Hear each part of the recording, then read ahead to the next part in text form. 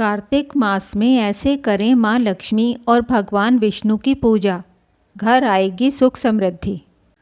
कार्तिक मास की शुरुआत 29 अक्टूबर रविवार को शुरू हो रही है। इस मास को भगवान विष्णु और माँ लक्ष्मी की उपासना के लिए उत्तम माना गया है। धार्मिक मान्यता है कि कार्तिक मास में इनकी उपासना से भक्तों के सारे कार्य और मनोरथ सफलतापूर्वक संपन्न हो जाते हैं।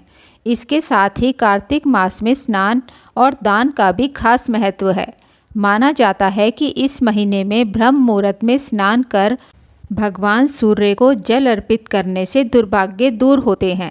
इसके साथ ही इस महीने में दान करने से माँ लक्ष्मी और भगवान विष्णु का विशेष आशीर्वाद प्राप्त होता है। आइए जानते हैं कि कार्तिक मास में भगवान विष्णु और माँ लक्ष्मी की कृपा पाने के लिए क्या करना उत्तम होता है। नंबर 1, नदी में स्नान। कार्तिक मास को भगवान विष्णु का महीना कहा जाता है। इस महीने में ब्रह्म मुहूर्त के वक्त स्नान करना अत्यंत लाभकारी माना गया है। इस पवित्र मास में नदी या तालाब में जाकर स्नान करना चाहिए। अगर नदी या तालाब में स्नान करने का मौका ना मिले तो नहाने वाले पानी में गंगा जल मिलाकर स्नान करना चाहिए। माना जाता है कि इस महीने में सुबह स्नान करके भगवान विष्णु को जल अर्पित करने से सारे कष्ट दूर हो जाते हैं। नंबर 2, तुलसी को जल।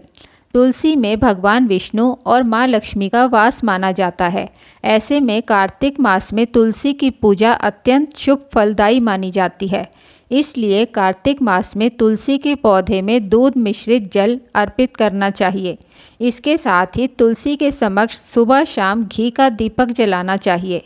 कार्तिक मास में भगवान विष्णु को जो भी भोग अर्पित करें उसमें तुलसी के पत्ते जरूर रखें। कार्तिक मास की देव उठनी एकादशी पर तुलसी विवाह कराना अत्यंत शुभ माना जाता है। माँ लक्ष्मी के स्तोत्र का पाठ। कार्तिक मास माँ लक्ष्मी को समर्पित माना गया है। ऐसे में इस पवित्र मास में भगवान विष्णु के साथ माँ लक्ष्मी की उपासना भी शुभ मानी गई है। कहा जाता है कि इस पवित्र मास में माँ लक्ष्मी की स्तुति करने से उनकी विशेष कृपा प्राप्त होती है। ऐसे में कार्तिक मास में कनकधारा स्तोत्र, लक्ष्मी स्तोत्र और विष्णु सहस्रनाम स्तोत्र का पाठ करना उत्तम रहेगा। नंबर 4, भगवान विष्णु को तिल।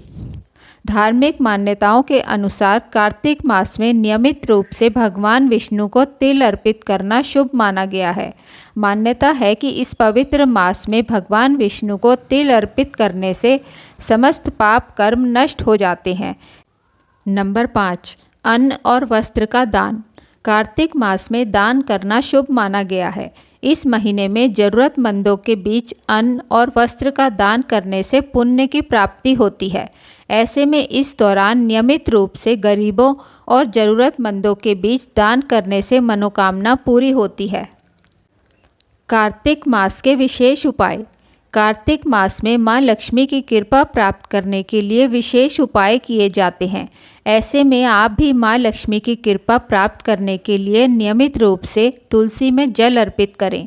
तुलसी में जल अर्पित करने के बाद उसकी मिट्टी को माथे पर तिलक के रूप में लगाएं। मान्यता है कि कार्तिक मास में ऐसा करने से माँ लक्ष्मी का विशेष आशीर्वाद प्राप्त होता है। दोस्तों, अगर आपको हमारी वीडियो पसंद आई हो तो वीडियो को लाइक और चैनल को सब्सक्राइब करें। आपका बहुत बहुत धन्यवाद।